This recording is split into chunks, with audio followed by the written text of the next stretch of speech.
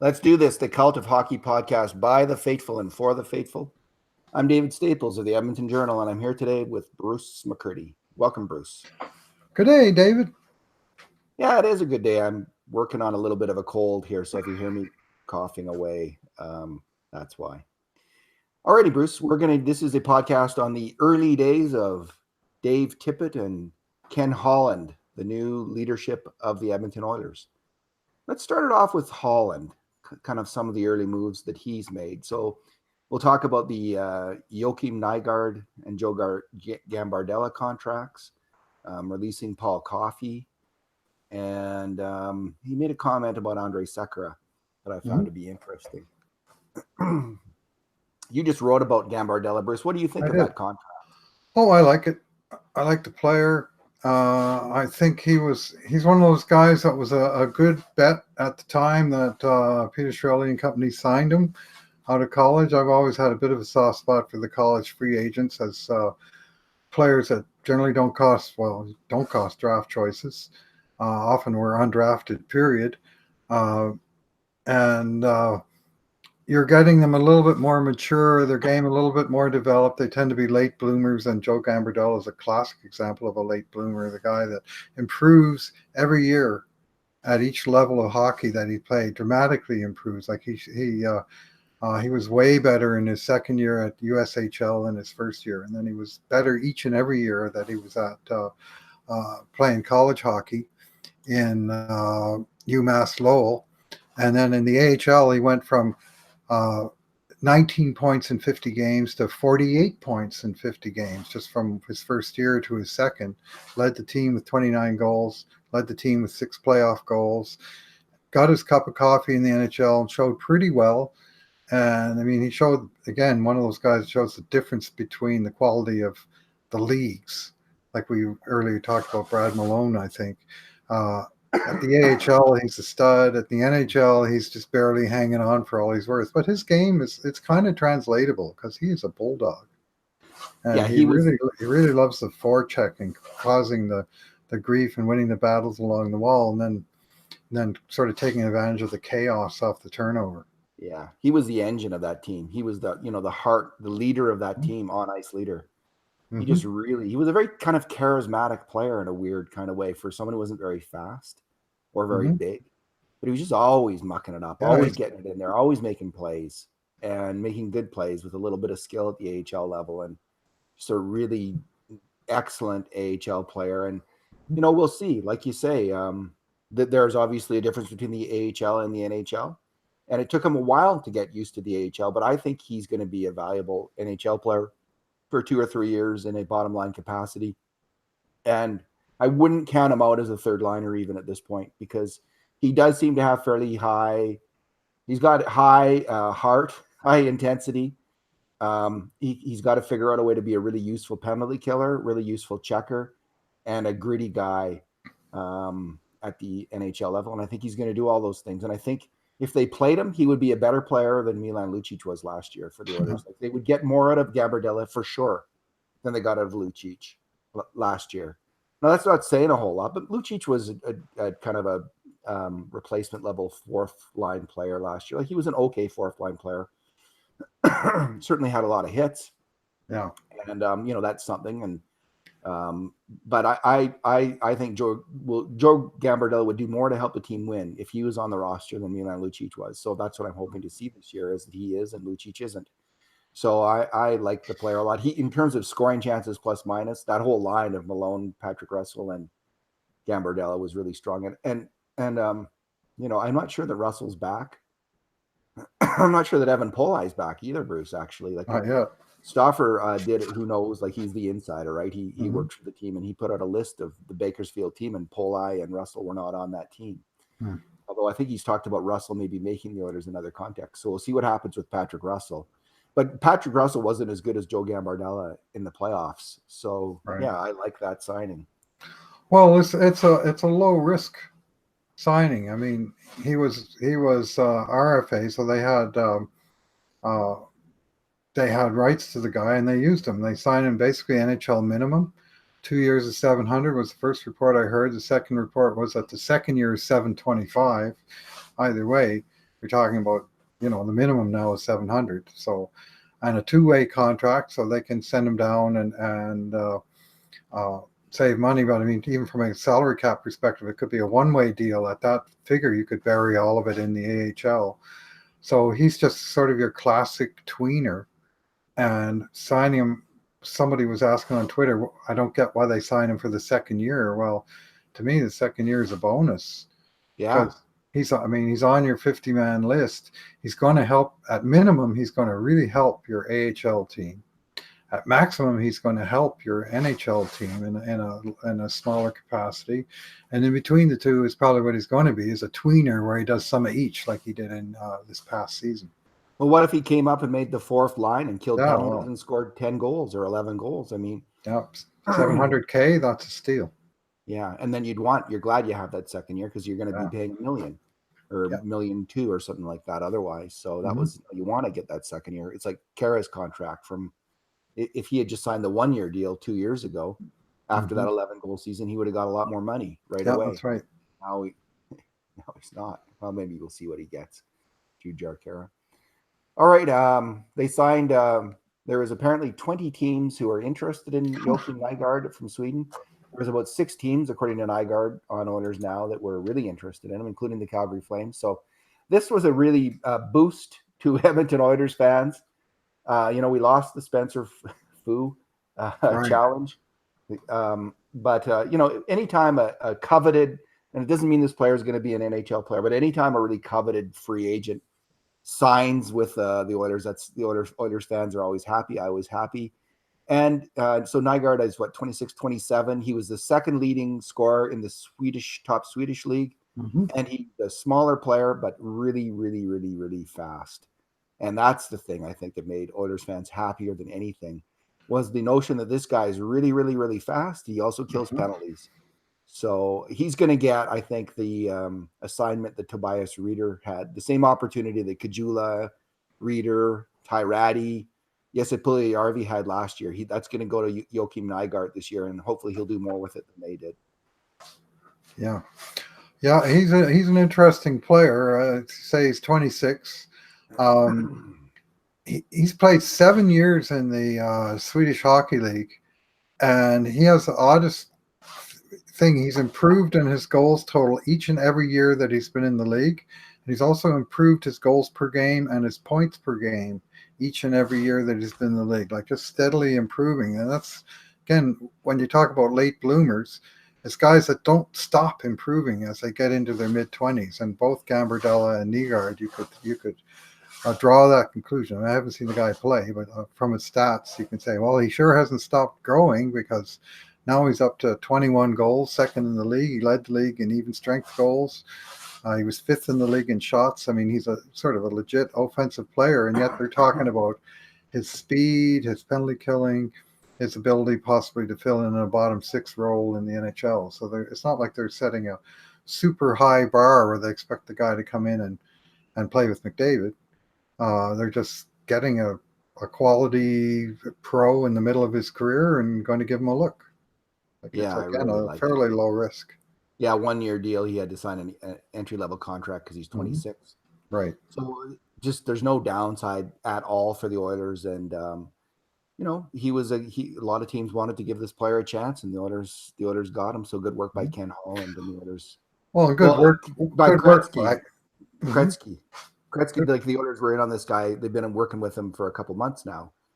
Now Holland sealed the deal, but good work by Joakim Nygaard and his camp too, in identifying the team that needed speed and scoring on the wings. And I mean, Edmonton just has a flashing red neon sign saying, "We need all that in this team." So it's a pretty obvious choice, but they probably maximized the opportunity for their player to make an NHL impact. So 2 good smaller moves by Ken Holland. Now, he said something else. He was in one of the interviews on the day that Tippett signed. He was talking with Stauffer about which defenseman might make the team. And it was interesting. Before they hired a GM, Bruce, I was really hoping they would hire the GM while Bakersfield was still in the playoffs. Yep. Because I think we've seen instances in the past where coaches or managers have come in and they've underestimated. Certainly saw those with Dallas Aikens, kind of underestimated the players on the AHL team and overlooked them, and to the Oilers, to the detriment of the organization. So it was really great. Holland got in there. You got to see these guys in big games and get a real sense of them, and I think that really probably helped Gambardella get a contract, and I think it helped some of these defensemen. So said he was down in there and he saw Lagesson, Bear, Jones, and Bouchard. And he was asked, he was saying that he thinks one of them is going to make the Oilers out of camp and maybe two. And he says, here's the quote from Holland. I always reflect back on my Detroit days. You look at Sekera, who's a really good veteran. I look at the impact that Nicholas Kronwall had on Dennis Cholowski, had on Philip Hronek. Sekera can have that role. You got to have some veteran, well-respected people in the locker room that mentor those young kids. So certainly you want to have youth, but you need to have some of those veterans there, certainly on the back end, that they can mentor them. I think we've got a lot of those different options in the organization we have to sort out in the next couple months. Bruce, what did you make of that comment? Well, it's kind of a tell that he mentioned Sekera by name and he didn't mention Chris Russell by name, because obviously those are the two senior citizens on the back end for the Oilers, with 700 or 800 games of NHL experience, 30 years old, been around the block in a few different cities. So maybe Sekera has the leg up. He's certainly the more accomplished puck mover of the two. He does come at the pricier end of the spectrum between the two, and he's the one that, of course, is coming off 2 injury-plagued years. But Sekera at 100%, I think, is a better D-man than Chris Russell at 100%. Whether he's 1.5 million better, I don't know. But I understand Holland would say, I would maybe want to move one, but not both of these players. Yeah, I think Sekera is 1.5 million better than Chris Russell when they're both at their best. Sekera, I never thought he was going to come back after 2 major injuries. He's 30. He's going to be 33 in a few days, but he did, and he was strong in a third pairing role for the Oilers in soft minutes, and then he was really strong for Slovakia playing first pairing minutes in the World Championships. He looked fast to me when he was playing. He looked like he was back at his old speed, and he's a really smart, good player with the puck. Plays that J.C. Tremblay game, Bruce, fairly well. Does Mr. Andre? I remember J.C. Tremblay well. J.C. superstar. Great French-Canadian player in the WHA and for the Montreal Canadiens. When I was a kid, I absolutely hated him. I hated the Habs, and for whatever reason, he was a focal point for my hatred. And then when he left the Habs and joined the Quebec Nordiques and started coming to town, I started to love the guy. I loved his game, and his just so clever with the puck, and make the puck do the work, make it look like he was playing in the old rocking chair, as Lowtide would put it, and just get that puck, on his stick, off his stick, going up the ice, no problem. And that's when Sekera is rolling. That's what his game's about, is letting the puck do the work.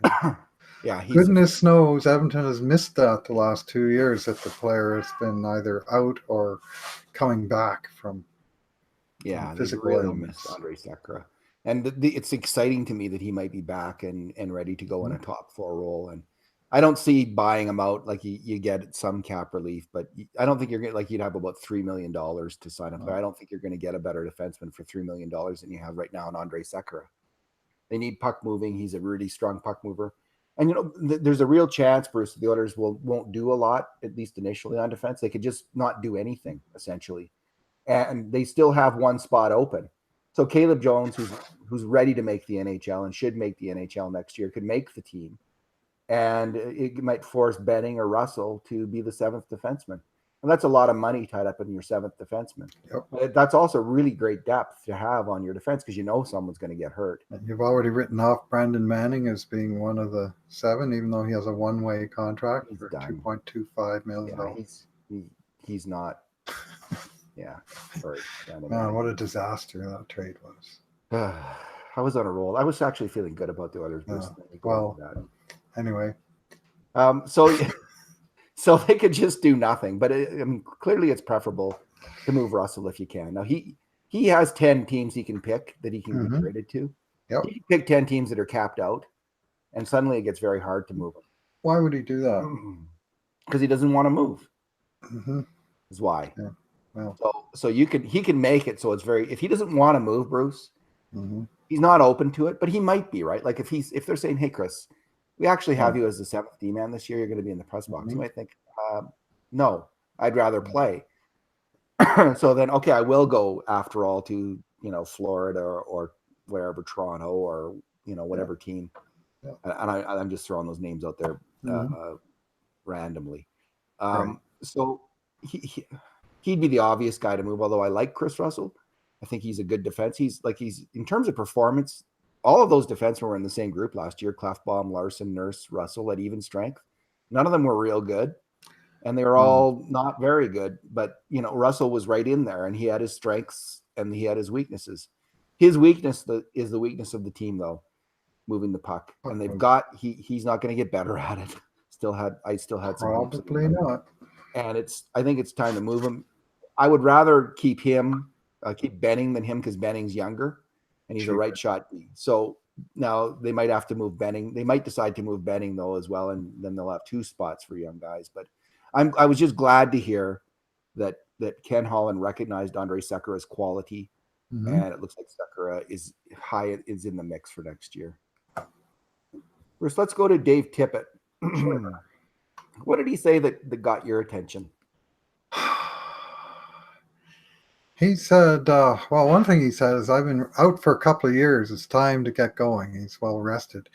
And this is a guy who's been coaching continuously for 20 years. Close to 20 years. Yeah, I mean, he was 14 straight years as a head coach in the NHL, where he started and finished the season. He never got let go in midseason. He never got brought on in midseason. Before that, he was assistant for 3 years. Before that, he was in the farm AHL for 3 or 4 years. And then 2 years away, and now he's back in it. And they've certainly gone the veteran route. He said there's never an excuse for not winning, which is an interesting quote from a guy who missed the playoffs the last 5 years and had a very good excuse as to why, because Arizona Coyotes were being run on a shoestring. But he's certainly saying some of the right things. And that reminded me of the old Scotty Bowman story, where I think Bowman's talked about the need to kind of kick away the crutches the players have for losing. Like they're always like, oh, we're back from a road trip, like we're tired, or this is our 10th game on the road or 5th game on the road in 7 nights, and we're tired. And the job of the coach, Bowman said, was to kick away those crutches and not give them any excuses to lose. And that reminded me, that comment reminded me, and Bowman and Tippett kind of reminded me a little bit of Scotty Bowman, that very self-confident man, Bruce. So he was talking about, like, he's not a defensive coach or an offensive coach. He's a coach who just tries to maximize whatever players he has to win. It's all about the winning, and he's just trying to maximize it. Like whatever team he has, he's building a system and that ends up with a win at the end. And he said, quote, that's where I feel like, especially some of the teams in Arizona, we weren't high on talent. We were high on character. We were higher on work ethic. We worked together well, and we found a way to win a lot of hockey games. And I was thinking, oh, you really are a self-confident guy, because you didn't actually win a lot of hockey games.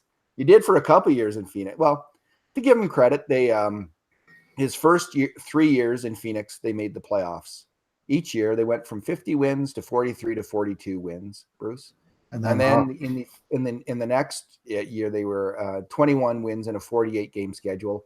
And then they had 37, 24, 35, and 30 wins. They were very Oilers-like in his final 4 years there. They were a terrible team. Final 5 years, actually, they were terrible.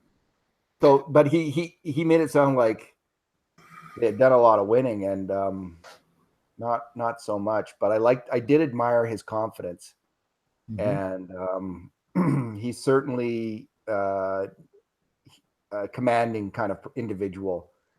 You can see who's used to running an NHL hockey team.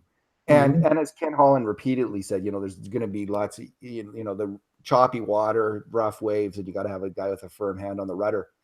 And God, that's got to be true. Like, you need these strong individuals. And Tippett that's how he came across to me, as a very kind of strong guy. Yeah, well, Todd McClellan and Ken Hitchcock the same, and you hope that Tippett's reputation as being a player's coach is for real, that he's going to be able to connect with these young guys, because he's been around a long, long time. I remember Dave Tippett was captain of the Canadian Olympic team, 1984 team in Sarajevo. I mean, that's 35 years ago, David. And he'd already been around long enough that he was a captain of that club. And he became a useful checker, penalty killer, face-off guy in the NHL for a number of years. And then, of course, he's followed the grinder becomes coach career curve. But that's a lot of years. And the question is, will he be able to connect with 22 and 25-year-old guys? The track record says probably yes. And we can just hope that that's going to be the case. Well, he said something that a couple 23-year-old guys are going to like. Connor McDavid and Leon Draisaitl. He was asked about how he's going to utilize them, and he talked about how much he loved them together, and they seemed to have an obvious connection. And it was interesting. Ken Hitchcock played those two guys a lot together, but he openly admitted that he thought the Oilers would be a better team and were a better team when they were apart. And that's how it's going to trend eventually. But I think Tippett is smart. I think it's clear these two guys want to play together. It is clear that they have a real connection. They do really well together. And as a starting point, I'm firmly in the camp of you need them apart to win in the playoffs. But you got to the playoffs. You got to get to the playoffs, and they need some more players to step up and play some hockey. And you got to keep these two guys happy. That's the other part of the truth is you can't find good line mates for McDavid. Well, you better give him. That's the thing. You got nothing on the wings. Then you got to put your good players together. I mean, in a perfect world, you would have 6 good wingers, and you could put all 3 of the centers 3 on their own lines, and then you'd be sailing. But we're about 5 good wingers short of 6 good wingers. Yeah, so that will please those two players, I think, to hear the coach saying that. Anything else stick out for you, Bruce? Well, one of the things that the question came up about assistant coaches, and Tippett himself said that he wasn't going to make any decisions of bringing in new people until he talked to the guys that were already here to see if there was already a fit. So that seemed like a wise, sort of patient approach to. So that's why they didn't announce a whole staff all at once. The guy was here on his first day, and he's already going to say, "Okay, Gulutzan, you're gone," or whatever. Chances are very high indeed that entire assistant coaching staff will not be back, but maybe one of them will be. I'm personally hoping Manny Viveros sticks around. I like him as a coach. I keep hearing he's the young guy, but Manny Viveros is as old as all those other guys. 52 years old. Yeah. Gulutzan, I think, is the young one. Yeah. Anyway, they've got. There will be changes there, but the other thing was what Ken Holland said when they asked him about assistant coaches, and he said, "Well, that's going to be Dave Tippett's decision. Their coaches are going to be in the, they're going to be in the trenches together. I'm going to give Tippett the lead in hiring them." But then he said, "But I have to rubber stamp it." And I thought, "Oh yeah, rubber stamp. That sounds great." But then he went into detail as to what the rubber stamp was. And it sounded as though whoever Dave Tippett hired, he would have to run past Holland, like in detail, the strengths of the guy, why they hired him, what job he was going to do. The example that he used was Mike Babcock trying to hire assistants in Detroit, and just kind of running the gauntlet of cross-examination from the manager. Given him the responsibility, but also given him the responsibility to explain why he was spending the owner's money on this guy and what the guy was going to bring to the team. It sounded like a good, strong boss who knows how to delegate authority while still maintaining the hammer. And so I kind of like the Holland's experience kind of shone through to me in that comment. And maybe Chiarelli did that too, but good for Holland for communicating that, right? Like telling people, here's the process. Like here, this is the process. This is what happens. And so people have more confidence then that the managers, because there's, everyone's worried about the hiring process in Edmonton. That became a big issue, right? Because Nicholson was so lax in terms of hiring a GM last time. He didn't go through a proper process. when he hired Shirelli. And so Right. good for Holland recognizing maybe this is a bit of an issue and he's going to address it. Or when Dallas Aikens got brought on board, but he got told that the existing assistant coaches, Steve Smith and Kelly Buchberger, would still be his assistant coaches, and he really had no say in picking his own staff. Like, that didn't work. And they brought him on board because they liked the cut of his jib in an interview. Like, it was like, you know. Yeah, it was. Anyway, the idea that Tippett's going to have a say in changing over some of the coaching staff, or even all of it, but he's answerable up the line to it, it makes sense. And it's not like Dave Tippett's a raw rookie either. I mean, he knows what he wants and what kind of staff he wants to put together. So Bruce, Tippett was also asked about analytics, and this is kind of a raw issue in Edmonton because Edmonton, the Oilers fan base is kind of like a hotbed of hockey analytics and has been so for more than a decade. More than any other fan base, and a number of people have actually been hired out of the fan bases. Out of the Oilogosphere, yeah. A bunch of them are working for real NHL teams for real money. So this is a sore spot with some fans. And I don't know if what Tippett said will make fans happy or sad, but here's what he said, because he was asked about it. And he said he's been into analytics since he was, what's that old country? 1995, yeah. Okay. Country before country was cool. He liked analytics before analytics were cool. 1995, he was doing it. And he was doing it before you guys were talking about it. He's telling the truth. There's been a huge amount of hockey analytics in the NHL since Roger Neilson started in the late 1970s with the Leafs. And it's all been basically based on Roger Neilson's system. And so Tippett was asked about it, and what he described was essentially he's doing Roger Neilson's system for evaluating, breaking down videotape after the game. And here's his quote. He's asked, what is your favorite analytic? And he said, the one you always go back to for me is scoring chances for and against. I have different rankings for scoring chances, how they happen, quality of them, and exactly who was involved in them. You'd end up getting a real, true plus minus. I've collected this data for a long time. It's really interesting to see, and I've made some decisions on them. And then he kind of detailed, I think what he was saying is that there was an old veteran cagey defenseman with a great defensive reputation, but when he ran the numbers, they found that this young, fast skating kid out of college hockey in the USA was actually the better defender because he kept the puck out of their zone much more effectively by moving the puck. So Bruce, what did you make of that comment from Tippett? Well, my first takeaway from it is that Staples is really going to like this comment. Because you've been pounding the Nielsen drum for a long time, David, and basically what he said was right down the alley of what you and what we've been doing at the Cult of Hockey now for a decade of monitoring individual contributions to scoring chances, which are a big part of the heart of the game. Obviously, there's way more to analytics than that, but that's one area certainly to investigate.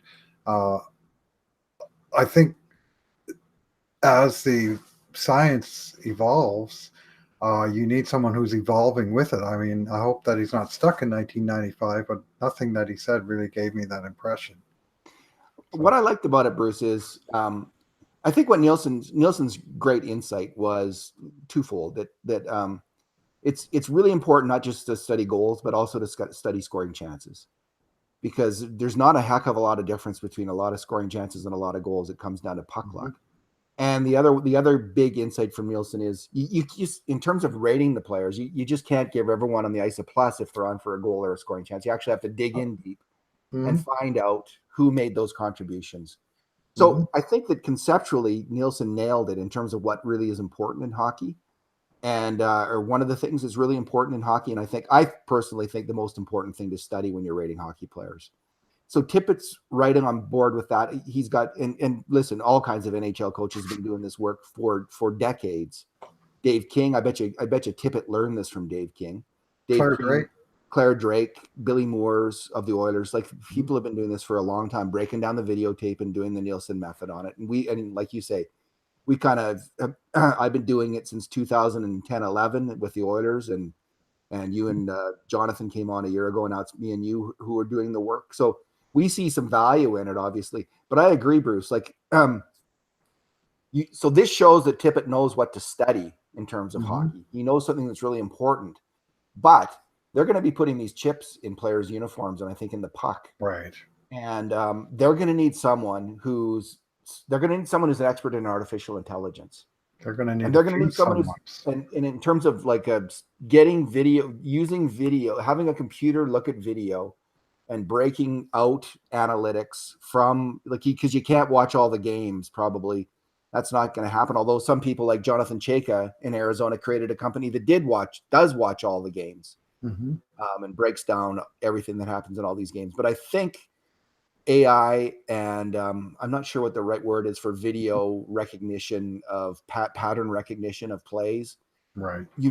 They are going to need an expert. NHL teams are going to need, and the interesting thing is a lot of the guys that came out of like the Corsi movement, so to speak, aren't experts at AI or video pattern recognition. Like, that's not their area either. I think the next wave of hockey analytics, personally, is going to come from, it's going to be some guy from Latvia who knows something about hockey, but is over here at the U of A studying AI at our world leading facility and is hired by the Oilers to do this work.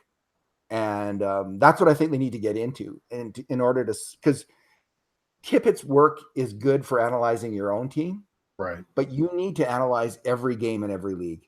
And the only way you're going to be able to do that is through video pattern recognition. And that's just a word I'm making up on the spot. I don't know what the exact word is, but essentially it's having a computer look at the video of a scoring chance or key plays in hockey and ascertain who did what, who gets 2+ marks and who gets 2- marks from that. And AI doing the same thing, taking all those results and figuring out what are the really important results out of that. So I don't know if the Oilers are going to go in that direction. I certainly hope that they do, and get ahead of the curve this time. Yeah, I was just going to say basically words to that effect. It'd be nice to be out in front of it. Because I don't think any teams are very good at this. There is some video analysis going on. I think this has been going on. Doesn't Sport Logique, is that the name of the company out of Montreal? Yeah. Does this kind of thing. So I think this kind of thing is happening. But with the chips, that's what's going to change. And that's not even video analysis, it's data analysis. And it's going to be big time number crunching, but trying to make sense of what those numbers mean, And it's not just like, well, he was traveling at 27 miles an hour on average this year, and now he's down to 24. I mean, that's the obvious thing you're going to get, right? Like, is the speed of the players. And that's useful, but I think it's going to be far more interesting and involved than that, and go far beyond anything. We're doing our manual checking, and it's really it's just a way for us to get deeper into the game and the information. Some people think it's useful, others don't. But I think it helps us understand the Oilers better. I think it helps us do that. But what this next wave it's going to be pretty fantastic, and it's going to be all black box stuff. I think fans aren't going to know what they're finding out, the deep insights they're going to get about the hockey and about players. But so anyway, is he open to that? We don't know. Are the Oilers open to that? Ken Holland? We don't know. But that's the question someone should be asking. Right. And if we got a chance, maybe one of these days we'll get an interview. Well, the one area where I'm maybe on a slightly different page from you, I value the individual contribution stuff, but I also value the on-ice stuff. And the case I'll make is that the defenseman you described, that Tippett talked about, the defenseman that didn't have the puck in his own zone a lot, maybe individually on scoring chances, when the puck was in his own end, he got torched a little bit, but because he spent a lot of time not there, how the team did when he was on the ice, it might show up more on the on-ice numbers than in the individual. So to me, it's a combination of both that you can value. I think, Bruce, that the new data it's really going to be individualized. They're going to be going in on individual players and looking at discrete individual actions of players, and that's going to be the focus. I mean, I think we've looked at team numbers because we've had to, honestly, and that's what we've had to work with. But when you can get solid evaluation of individual action through a machine, combined with human hockey knowledge, that's the future of analytics, I'm guessing. But They got a chip that measures heart and grit and poise. That's going to be an important one. If they did for the Cult of Hockey, Bruce, it would be off the freaking charts. 10 years of, or 13 years of crap. This blog started in 2007 and we're still at it, man. So, yeah, well, I know we wrote about playoff games that one year. And so are all the fans who listen, like everyone, the faithful who listen to this. And, you know, and they really are. Thanks. And we talk to them all the time on Twitter, right? Like they are our friends now and they are the faithful. And like we're all in this. So that chip would be off the charts for all of us. Well, the chip is on the shoulder of many of us. Be nice to lose that. Yeah. All right. Are we done? Anything else from Tippett? Well, I think the next thing that's going to fall is the makeup of the full coaching staff, and I would anticipate that's a few days, a week or more away yet, while they evaluate and get their ducks in a row. But we're definitely in that season where guys are looking to either secure their current position or to move on. It's not fair to guys to leave them hanging and then say you're gone. Sorry, when other things. So we've already heard Trent Yanni maybe looking at Los Angeles to team up with Todd McClellan. That's one of those things. It's just sort of hearsay, because it would be actual tampering if Todd McClellan had talked to Trent Yanni when he's under contract to the Oilers. But you know how these rumors get out there in the ether, and then oftentimes they actually happen. So, Bruce, they did get rid of one assistant coach, Paul Coffey. Oh yes, skills coach, and you know, apparently it was, and it's hard to evaluate for you or I. We don't know the extent of the work he was doing. We do know he wasn't with them full time either in Bakersfield or in Edmonton. Not even close, apparently. And he was an Edmonton old boy, so that news went over very, very, very well. And you know, I have interviewed Paul Coffey at length. What a smart, very smart, committed guy. I was really impressed by him in terms of his hockey knowledge. Like he just I'm not on this crap all over the Oilers. In theory, it wasn't the worst idea, but in practice, the optics were poor in that he was an old boy. Yeah. And the story was he was getting paid $500K to be a part-time coach, which probably wouldn't sit too well with a lot of people, including a lot of fans. And when the team is watching its shekels, watching its nickels and dimes on the staffing front, apparently, with ticket agents and ushers and so on, that the budget's tightening up a bit. That seemed to be a bit of an extravagant expense to have a part-time skills coach that only showed up apparently quite rarely. Yes, at that kind of coin. We'll sell Tippett and the Oilers management all of our Nielsen numbers from 2010 to 11 for 1/10 the amount that Coffey made in one season. All right, Bruce, let's leave it there. Thanks for talking. All right. Thanks for listening, everyone. And in the meantime, and in between times, this has been another edition of the Cult of Hockey podcast.